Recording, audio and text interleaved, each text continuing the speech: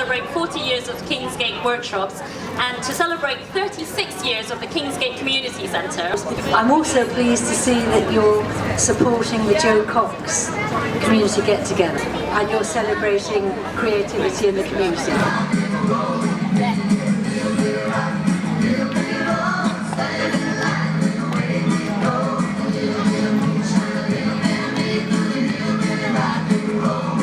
There's lots of reasons to come to Open Studios. We've got so many great artists and craft makers in the building. We have everything from guitar and violin makers to ceramicists and glass artists. We have jewellers, and then we have fine art painters and printmakers and sculptors, video artists. So there's all kinds of, a wealth of processes and ways of thinking and ways of making that visitors can get involved with. But on top of that, some people like to come along to purchase things, so people might come and buy some jewellery or some ceramics. So it's a great way of buying directly from the maker so that you can furnish your home with beautiful things from some of our makers.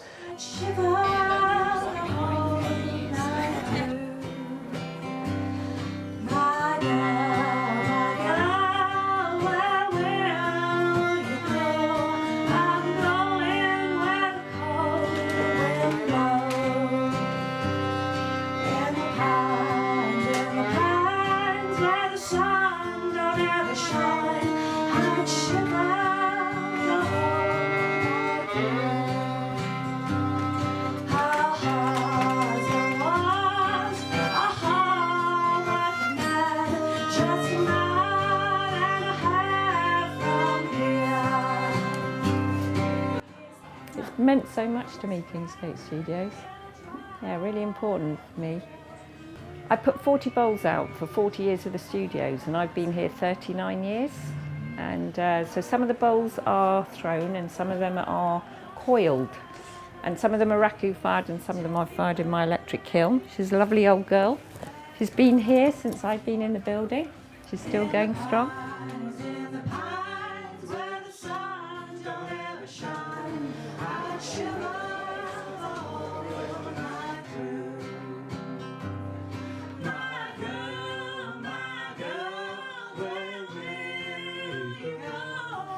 It's in the middle of everything.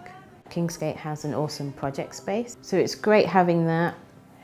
You have the community centre across the way, so seeing the local community come together. And then you have Camden Art Centre, which is further up the street. So sometimes I do things with Camden, so it's ideal. I wouldn't really want to be anywhere else. You're contemplating or thinking about making something as sort of complex and as multifaceted as that. The way that the stories are treated in exactly the same way. It's not that I rely on the story, but I quite like that to sort of lean on and then to help give me a direction. So then the object has a meaning, has something, substance. Yeah. Because the world is full of stuff. Also this opportunity for them to sort of maybe give up an image. An image is mapped out in tone using black and white and kind of these sort of shapes that you choose. And the second image I've cut out with a scalpel. It would be nice if it was 4 times bigger, but but the funds doesn't allow for it. So it's an area where I can experiment things just about and also make things. And I thought, oh, I'll put it up. And it was actually really interesting because I didn't know, like, Latvia was there or Lithuania was there. Yeah. And from there I thought, oh, maybe I can use that as a way of sort of pointing our position here. So I had this for years, you can tell that it's faded. Kind of found objects almost. The first time I showed at one of the Open Studio events was 2016, and it was the weekend after the referendum. I think the referendum result had been on the Thursday. And I was very aware when people came in of everybody being in this state of shock. But I suddenly had this urge to photograph people. And so that's when I started making photographs of people in front of my work. There was also this sense of trying to capture something of what people were feeling. we were having this shared experience of something in life changing. This is Erica Winstone, who has the studio a couple of doors down.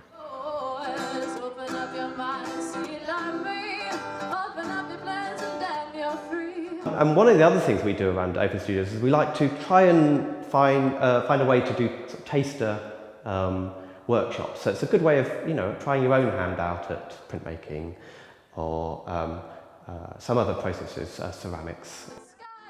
Put your wrists together, lean in, or you can pull it towards you.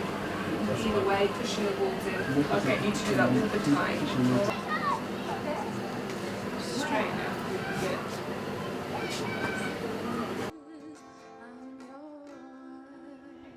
Original printmaking is all about making marks on a matrix, just a sort of flat surface, whatever it might be. It could be card, plastic, foam, metal, just scratching with needles into the surface, and this then you will rub ink into and then put damp paper on the top and run it through the press, and you will get a reverse image of your work.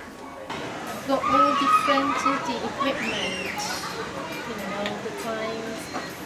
Usually people are mending stockings with this, with the little needles. It is very old and it's worn. I want to wear again. So for a while we did a lot of these automata. They're all different, and as far as I know it's the first bicycle powered movie camera. So it's entirely powered by a bike.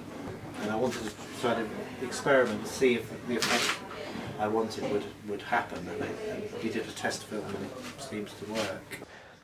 I love working for Kingsgate. Kingsgate's a really exciting place to come to work. I love walking down the street and seeing the windows open in the studios facing the street. It's unlike other studios I've ever been to in that people are in and out of other studios. There are people that are working here 5-6 days a week, and it's very much a friendly environment. And that's a product of the long life of Kingsgate. Some of the artists and craftspeople have been here for 30 years. The other thing that makes Kingsgate really fortunate is that the Trust own the building, and therefore we feel that we can make serious investments in the maintenance and the long life of studios here in Kilburn. So the shows that we do here in Project Space often involve emerging artists or underappreciated artists or recent graduates in a group show in the context of more established mid-career or senior artists. You're looking at the very end of a show called Lovers and Other Spectres. The whole exhibition is built around a couple of works by Ken Kiff. Kiff was an extraordinarily inventive and important artist of the late 20th century. So we started to talk to much younger artists, and it turned out that they're all very interested in Kiff for exactly the same reasons. Here you can see a painting by Lee Curtis and a painting by Zhao Yang Li, and it's our opportunity to show these guys alongside somebody with a much more established reputation.